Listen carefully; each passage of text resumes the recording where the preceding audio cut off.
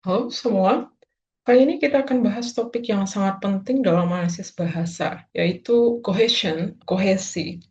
Tanpa kohesi, teks kita cuma jadi deretan kalimat acak yang tidak nyambung. Nah, kohesi inilah yang menjadi lem yang membuat kalimat-kalimat itu menempel, sehingga bisa dipahami sebagai satu teks utuh. Nah, kita akan lihat apa itu kohesi atau cohesion, dan apa bedanya dengan coherence. Kita akan bahas alat-alat kohesi. Nah, pertama-tama kita bedakan dulu istilah yang mirip ini, ya, tapi sebenarnya berbeda, yaitu cohesion atau kohesi dengan coherence. Nah, cohesion itu adalah perangkat bahasa yang benar-benar terlihat di teks. Misalnya, pengulangan kata, kata ganti, kata penunjuk, atau kata hubung. Nah, misalnya contoh, Ani beli buku. Buku itu tebal. Nah, kata buku itu jelas mengikat ke kalimat sebelumnya. Nah, ini bisa kita lihat. Inilah yang namanya kohesi. Kalau coherence, dia lebih abstrak, ya, adanya di pikiran pembaca atau pendengar. Artinya teks itu terasa masuk akal. Nah, misalnya, dia membuka payung. Dia buka payung, hujan turun deras. Nah, tidak ada kata penghubung. Di sini nggak ada kata penghubung, tapi kita langsung paham bahwa payung itu dibuka karena hujan. Nah, itu adalah koherensi. Nah, kenapa perbedaan ini penting? Karena kita sering mengira kalau teks itu sudah punya kohesi, otomatis dia jadi koheren. Nah, padahal belum tentu. Nah, sekarang kita masuk ke alat-alat kohesi yang paling dasar, yaitu reference atau referensi dan elipsis. Nah, ini dua elemen yang penting karena bahasa selalu berupaya untuk efisien. Kita tidak mau mengulang terus kata yang sama, dan kita juga tidak mau mengulang informasi yang sudah jelas. Nah, referensi dan elipsis ini adalah cara untuk menghemat bahasa, tapi tetap membuat teksnya nyambung. Referensi itu atau referensi itu adalah seperti penunjuk jalan. Kita pakai kata ganti atau kata penunjuk itu untuk mengacu kepada sesuatu yang sudah disebut atau juga yang akan disebut. Nah, elipsis ini lebih ekstrim lagi. Kita hilangkan saja bagian yang sudah jelas supaya tidak bertele-tele. Contohnya, Budi pergi ke pasar, dia membeli sayur. Nah, kata dia ini merujuk kembali ke Budi. Nah, ini contoh elipsis. Mau kopi? Ya. Nah, jawaban singkat ini tetap dipahami karena makna yang hilang itu sudah bisa ditebak dari pertanyaannya. Nah, jadi referensi atau reference dan elipsis ini menjaga teks untuk tetap padu, tapi juga hemat. Nah, sekarang kita fokus ke reference saja. Nah, referensi ini intinya adalah cara bahasa menunjuk ke sesuatu, baik di dalam teks ataupun di luar teks. Nah, ada dua arah utama. Kalau menunjuk keluar teks, itu namanya exophoric. Misalnya ya, dia itu baik. Nah, sambil kita menunjuk orang yang ada di ruangan, misalnya. Nah, kalau ditulis di dalam teks, nah ini pembaca yang bisa bingung, dia itu siapa? Nah, jadi exophoric itu tidak terlalu membantu kohesi teks, karena bergantung pada konteks yang nyata. Kemudian kalau menunjuk ke dalam teks, ini yang kita sebut sebagai endophoric. Ini penting untuk kohesi, karena mengikat satu kalimat dengan kalimat lain. Nah, endophoric ini bisa ke belakang atau ke depan. Anaforik ini mengacu ke belakang. Misalnya, Rina membeli kue, kue itu enak. Nah, kata kue jelas merujuk ke kalimat pertama. Kemudian kataforik, ya mengacunya ke depan. Misalnya, ini yang penting, kita kerjasama. Nah, kata ini baru dijelaskan di kalimat berikutnya, bahwa kita kerjasama. Nah, itu yang penting.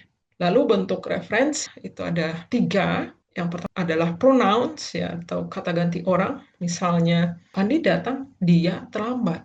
Nah, dia merujuk kepada Andi. Kemudian demonstratives atau kata tunjuk seperti ini, itu, sini, sana, dan lain sebagainya.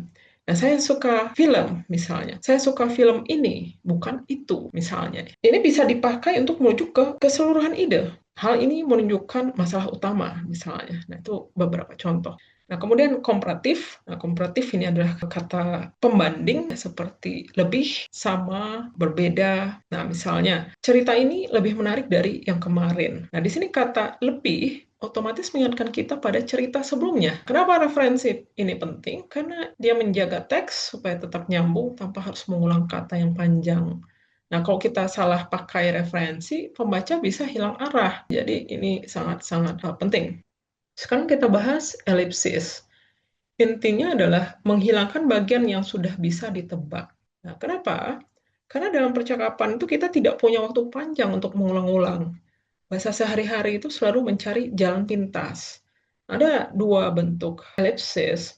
Yang pertama itu adalah elipsis proper. Bagian itu dihilangkan begitu saja. Misalnya, sudah makan? Sudah. Nah, kalimat sepenuhnya sebenarnya saya sudah makan. Nah, tapi tidak perlu diulang karena kita udah tahu maksudnya apa. Kemudian substitution, itu bukan dihilangkan tapi diganti dengan kata khusus.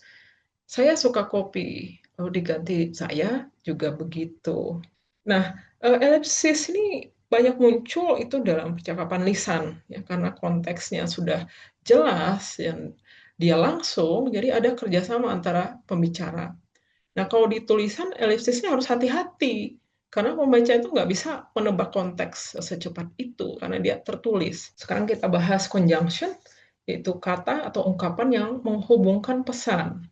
Referensi dan elipsis itu tugasnya menjaga kesinambungan. Nah, maka conjunction ini tugasnya mengatur alur. Nah, ada tingkatan di mana konjungsi ini bisa muncul. Pertama itu adalah dalam klausa. Biasanya berupa preposisi atau keterangan. Misalnya, dia belajar dengan rajin. Antar klausa ini biasanya berupa kata sambung. Misalnya, dia belajar karena ingin lulus. Kemudian antar kalimat atau antar paragraf ini biasanya berupa konjungtif ungkapan penghubung. Misalnya dia belajar keras, oleh karena itu dia. Oleh karena itu nilainya tinggi. Nah, jadi jenis hubungan konjungsi yang umum ini sebab akibat. Sebab akibat seperti karena hujan, jalanan banjir misalnya. Kemudian ada hubungan syarat, jika rajin, kamu pasti berhasil. Kemudian ada konsesi. Meski sakit, dia tetap berangkat. Ada juga perbandingan ya, atau kontras. Dia pintar, sedangkan adiknya pendiam. Kemudian waktu atau sequence. Setelah makan, mereka pergi. Nah, ada dua orientasi penting, yaitu pertama eksternal. Ini adalah hubungan antara peristiwa nyata di dunia. Nah, misalnya, karena hujan, jalanan banjir. Nah, itu benar-benar sebab akibat yang ada di dunia. Kemudian, internal, ini adalah hubungan dalam organisasi teks. Misalnya, pertama, kita bahas masalah biaya. Kedua, soal tenaga kerja. Ketiga, mengenai apa misalnya. Nah, ini bukan peristiwa, tapi cara penulis mengatur struktur argumennya. Nah, perbedaan orientasi ini mempengaruhi gaya penulisan.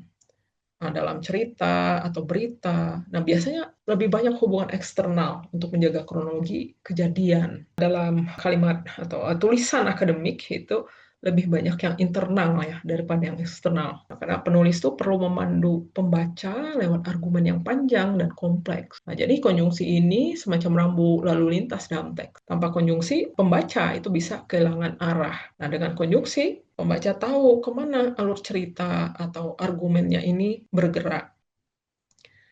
Ya, sekarang kita lihat apakah kohesi bekerja sama di semua teks. Jawabannya tidak. Nah, kohesi itu sangat-sangat tergantung register, yaitu jenis teks, dan siapa pembacanya. Nah, misalnya teks sains untuk anak-anak, biasanya banyak pengulangan leksikal, misalnya kata protein. Kata protein ini disebut terus-menerus, bukan diganti dengan kata ganti. Nah, ini karena anak-anak itu butuh eksplisit. Mereka belum bisa menebak referensi kompleks. Nah, selanjutnya artikel akademik itu harus lebih hemat tapi variatif. Lebih hemat tapi lebih variatif. Nah, penulis itu bisa memakai kata ganti, demonstratif, encapsulation, konjungsi internal, dan lain-lain sebagainya. Nah, karena pembacanya mampu mengikuti alur logis yang panjang, jadi penulis bisa mengandalkan alat kohesi yang lebih abstrak. Nah, kemudian percakapan santai.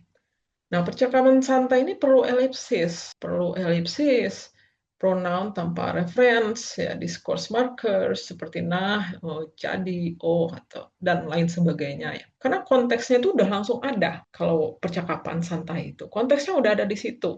Pembicara dan pendengar itu udah saling tahu tentang situasinya. Jadi nggak perlu lagi pengulangan detail.